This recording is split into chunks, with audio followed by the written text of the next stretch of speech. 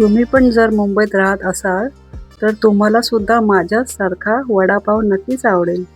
तर street style vada pav बनवण्यासाठी लागणारे साहित्य म्हणजे उकडलेले बटाटे, लवंगी मिरची, आलं लसूण पेस्ट, कढीपत्ता, कोथिंबीर, बेसन, स्पेशल मसाला, मीठ आणि आपलं मेन इंग्रेडियंट्स पाव.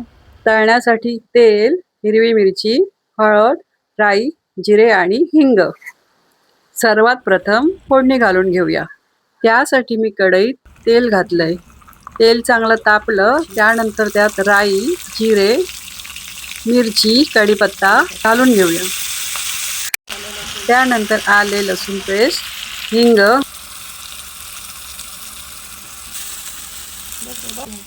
बारीक चिरलेली कोथिंबीर घालून घेऊया आणि गॅस बंद करूया. आता हे सगळं मिश्रण छान एकजीव करूया. त्यामध्ये हळद घालूया. हळदीने कलर पण छान येतो आणि सुगंधही चांगला येतो. अशा प्रकारे आपली खमंग फोडणी तयार झाली आहे. आता उकडलेले बटाटे एका बाउलमध्ये घेऊया आणि थोडं मीठ ॲड करूया. त्यामध्ये आपलं फोडणीचं मिश्रण एकजीव करूया.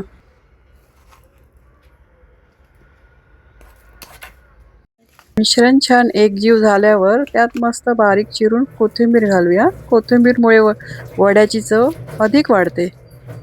वडे अधिकच टेस्टी लागतात. बटाटे वडे छान होते. प्रकारे भाजी तयार झालेली आहे बटाट्या वड्याची. अशा प्रकारे आपली फर्स्ट स्टेप कंप्लीट झालेली आहे. आता आपण बॅटर करायला स्टार्ट करूया. तर मी एका मोठ्या वाडग्यात 1 वाटी बेसन घेत आहे. त्यात मी चवीनुसार मीठ व कलर येण्यासाठी थोडीशी हळद घालत आहे. आता स्मूथसं बॅटर बनण्यासाठी मी त्याच्यामध्ये थोडं पाणी घालत आहे. जेवढं आपल्याला बॅटर पाहिजे तेवढं पाणी घ्या. जास्त घालू नका, नाहीतर बॅटर पातळ होईल. बघा किती छान दिसतंय बॅटर.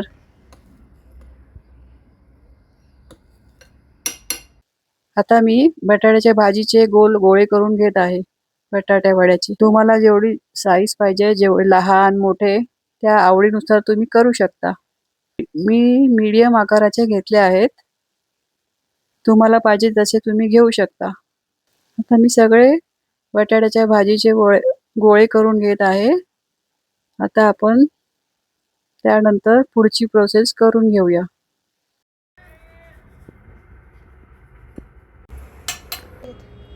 आता आपण एका कढईमध्ये तेल घालूया. तेल चांगलं गरम झालं तर कारण वडे चांगले डीप झाले पाहिजेत. डीप झाले तरच ते चांगले तळले जाणार. आता मी वडे बॅटरमध्ये घोळवून घेत आहे आणि चांगले डुबवून त्याच्यातून तळायला टाकत आहे. बघा किती छान झालाय ना वडा.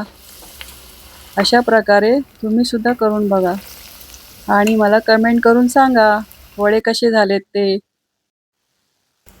वडे छान वलटून पलटून घेऊया जेणेकरून वडे दोन्ही साईडनी चांगले सोनेरी रंग येतील आणि क्रिस्पी पण लागतील.